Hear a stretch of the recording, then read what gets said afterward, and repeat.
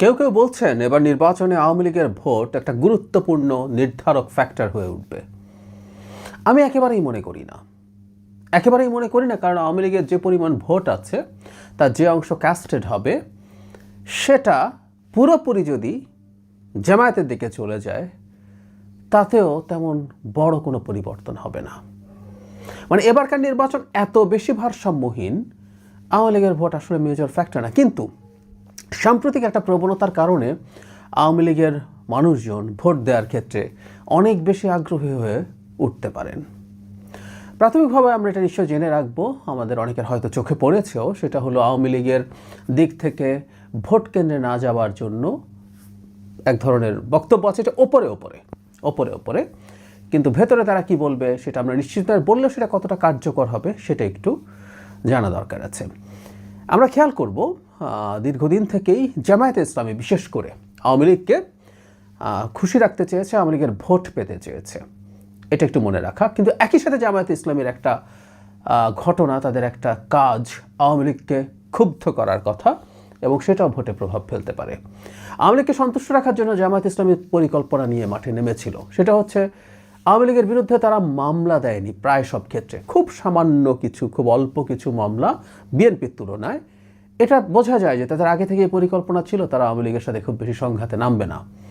অথচ জামাত দাবি করে তারা প্রচুর নিগৃহীত হয়েছে, তো তাহলে সেসব ফৌজদারি অপরাধের তো বিচার হওয়া দরকার। আমরা মানি মামলার নামে মামলা বাণিজ্য হয়েছে অনেক জায়গায়, অনেকের উপরে হয়রানি হয়েছে, কিন্তু জেনুইন মামলাও জামায়াত ইসলামী করেনি। ফলে বোঝা যায় যে তারা এটা পরিকল্পনা করেছে। শুধু তাই না, পরবর্তীতে বিএনপি যাদের বিরুদ্ধে মামলা করেছে বা অন্য কেউ করেছে, সেই সব ভুক্তভোগী আওয়ামী লীগ নেতাদের পরিবারের সাথে পাশে জামাত দাঁড়ানোর চেষ্টা করেছে, তাদেরকে আইনি সহায়তা দেওয়ার চেষ্টা করেছে। এর মাধ্যমে তারা এই বার্তা দিয়েছে যে জামায়াত আওয়ামী লীগের সাথে আছে, সুতরাং সেই ভোট যেন তারা পায়। পরবর্তী সময়ে বিএনপিও চেষ্টা করেছে তার প্রার্থীদেরকে, বিশেষ করে প্রার্থীরা চেষ্টা করেছেন আওয়ামী লীগের লোকজনকে তাদের পক্ষে নিয়ে আসার জন্য। একটা কথা মনে রাখতে হবে, আমি শুরুতে বলেছি যে এটা খুব গুরুত্বপূর্ণ ফ্যাক্টর না, কিন্তু এটা লোকাল প্রার্থীরা করতে পারেন। কারণ বিএনপি দল হিসাবে 200-250 যে সিটি পাক না কেন, কোনো একজন প্রার্থী যখন তার নিজ এলাকায় হেরে যান, তিনি তো এমপি হলেন না। ফলে সেই এলাকার এমপির প্রবণতা থাকবেই তিনি যেন সবাইকে সন্তুষ্ট করে তুলতে পারেন। আমরা লোকালটা পরে আসছি, কিন্তু জাতীয় পর্যায়ে দল দুটো কী করার চেষ্টা করছে।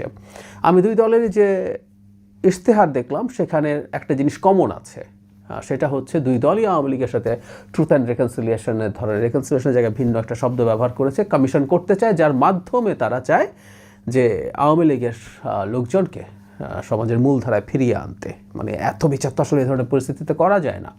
আমরা নিজেরাও বহুদিন থেকে আলাপ করার চেষ্টা করেছি যে তারা যেন এই ধরনের একটা কাজ করেন। তো দুই পক্ষই যেটা বলার চেষ্টা করছে, এটা একটা বার্তা যে আওয়ামী লীগের অন্তত ভোটারদের, যাদের বিশেষ করে ফৌজদারি কোনো অপরাধ নেই, তারা যেন ঠিকঠাক মতো ফিরে আসতে পারেন। এখন দুটো কারণে বলছিলাম যে আওয়ামী লীগের ভোটারদের ভোট কেন্দ্রে আসার সম্ভাবনা বাড়ছে এবং বিএনপির পক্ষে ভোট যাওয়ার সম্ভাবনা বাড়ছে। এটা আমরা মানি, আওয়ামী লীগের ভোট দেওয়ার ক্ষেত্রে খুব বেশি আগ্রহ হওয়ার কথা না, বা বিএনপি বা জামাত কারো যদি ব্যক্তিগত খুব হিসাব নিকেশ বা প্রয়োজন না থাকে, তাহলে তারা ভোট অনেকেই দিতে চাইতেন না হয়তো। কারণ হচ্ছে মানে কোনো দলকেই আওয়ামী লীগের যারা এখন পর্যন্ত শেখ হাসিনার এই ব্রুটালিটির পর, বিশেষ করে গণ অভ্যুত্থানের পর, এর আগেও শেখ হাসিনা যা করেছে তার সময়ে আসলে চলে যাওয়া উচিত ছিল সমর্থন, কিন্তু সেটা না। বেশ কিছু মানুষ আওয়ামী লীগকে এখনও সমর্থন করে, আমার হিসাবে এটা প্রায় 20%। সেই 20%-এর কথা বলছি। জুলাইয়ের পরও, অগাস্টের পরও যখন তাদের সে সমর্থন যায়নি, তাই তারা বিএনপি আওয়ামী লীগ কাউকে পছন্দ, তারা বিএনপি জামাত কাউকেই পছন্দ করার কথা না। কিন্তু যে কথাটা বললাম যে অনেকেই ভোট হয়তো নাই দিতেন, কিন্তু একটা পরিস্থিতি তাদেরকে ভোট দেয় আগ্রহী করে তুলতে পারে এবং ভোট কেন্দ্রে নিয়ে যেতে পারে, এবং এখানে জামাতের আরও বড় ডিজাস্টার ঘটতে পারে। বিএনপির কাছে এমনিতেই জামাতের খুব বাজে ফলাফল হবে, কিন্তু এটা হলে ফলাফল আরও খারাপের দিকে যাবে। সেটা হলো সাম্প্রতিক সময়ে জামাত খুবই শক্তিশালী হয়ে ফিরে আসছে। জামাত ফিরে আসছে কথাটা ঠিক না, শক্তিশালী এসে হাজির হয়েছে। তারা নির্বাচনে জিতে যেতে পারে। মানে আওয়ামী লীগের লোকজন বসেছিল যে বিএনপি জিতবে, মানে দুজনের মধ্যে তারা বিএনপিকেই বেশি প্রেফার করার কথা পলিসিগত পয়েন্টে, লোকাল হিসাব নিকেশ আলাদা। তো তারা নাও গেলেন, কিন্তু জামাত যখন শক্তিশালী হয়ে সামনে হাজির হচ্ছে, জামাত ক্ষমতায় চলে যেতে পারে, এই ধরনের একটা ভাইব তৈরি করছে। সেই প্রেক্ষাপটে আওয়ামী লীগের যারা ভোট কেন্দ্রে যাবেন না তাদের মনে হবে যে জামাতকে ঠেকাতে হবে। মানে শেখ হাসিনা বা অন্য কেউ যতই বলুক না কেন নির্বাচনে ভোট না দিতে, কিংবা আমি আগেও বলেছি যে আওয়ামী লীগের জন্য জামাতে ভোট দেওয়া কৌশলগত কারণে হয়তো সঠিক। কারণ হলো জামাত যত বেশি সিট পাবে তাতে বিএনপি যত কম সিট পাবে, বিএনপি সরকার হিসেবে তত দুর্বল হয়ে উঠবে। এটা আওয়ামী লীগের জন্য, এমনকি ভারতের জন্য ভালো। শুধু তাই না, ভারতের যে বলছিলাম বাংলাদেশে ধর্মীয় উগ্রবাদ, ধর্মীয় এক্সট্রিমিজমের উত্থান হচ্ছে, এই বয়ান প্রতিষ্ঠা করা সহজ হবে। কিন্তু ওই যে বললাম যে আওয়ামী লীগের বহু মানুষজন আছে তাদের দুটো ক্রাইটেরিয়া জামাতের সাথে অত্যন্ত কনফ্লিক্টিং। একটা হচ্ছে স্বাধীনতার প্রশ্নে তাদের অবস্থান, মুক্তিযুদ্ধের প্রশ্নে তাদের অবস্থান। আমার পরিচিত অনেক আওয়ামী লীগ করা মানুষের মধ্যে আমি এটা একটা গুরুত্বপূর্ণ কারণ দেখেছি যে তারা এখনও সেই স্বাধীনতার সময়টার ইলিউশনে ভুগতে থাকেন।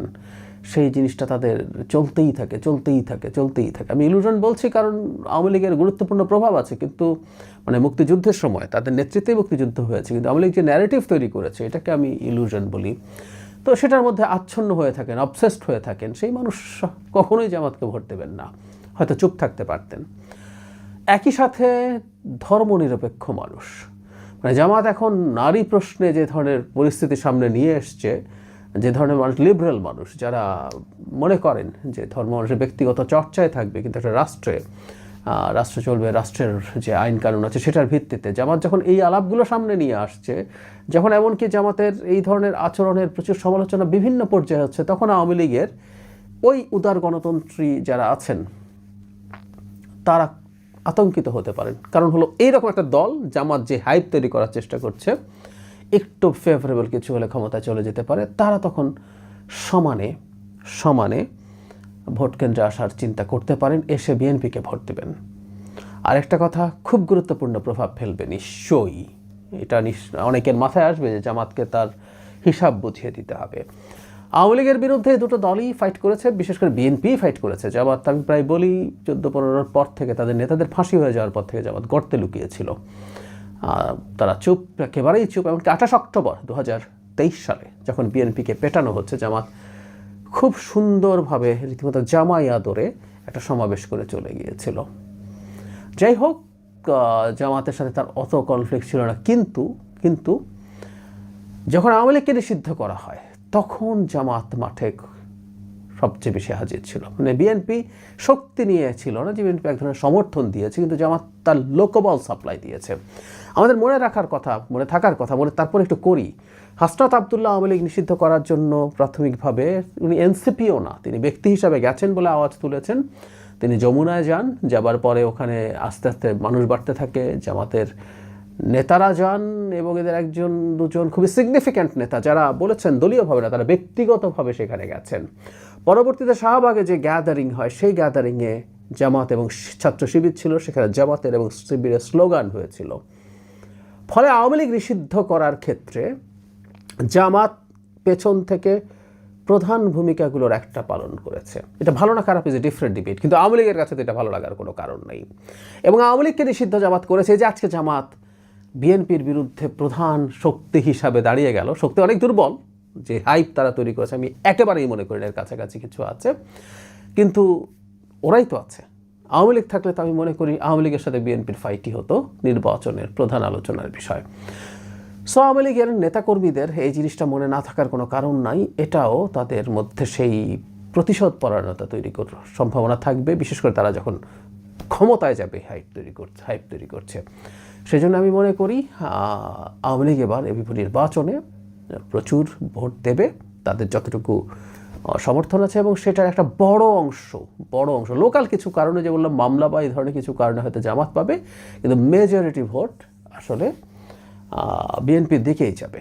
এবং আমি মনে করি যে তারা এই চেষ্টাটা, বিশেষ করে লোকাল বিএনপি নেতারা যারা আছেন, তারা এই চেষ্টা করবে তাদেরকে ভোট কেন্দ্রে নিয়ে যাওয়ার। কারণ ওই যে বলছি, বিএনপি রাষ্ট্রীয়ভাবে 220, 30, 40, 50 যাই পাক না কেন, তার আসনে কেউ যদি হেরে যায়, সুতরাং লোকাল ফ্যাক্টর তো আছেই। লোকাল এমপিরা, বিএনপির এমপিরা তাদেরকে এভাবেও মোটিভেট করার চেষ্টা আমি ধারণা করি করবেন, যেখানে তিনি এই জামাতের যে প্রতিক্রিয়াশীল রাজনীতি, তার যে প্রতিক্রিয়াশীল ইডিওলজি, নারীদের ক্ষেত্রে তার অবস্থান, দেশকে কোনো না কোনো ফর্মে এক ধরনের ধর্মরাষ্ট্র বানানোর চেষ্টা, খুব প্রকাশ্যে বলছেন না, এটা আছে।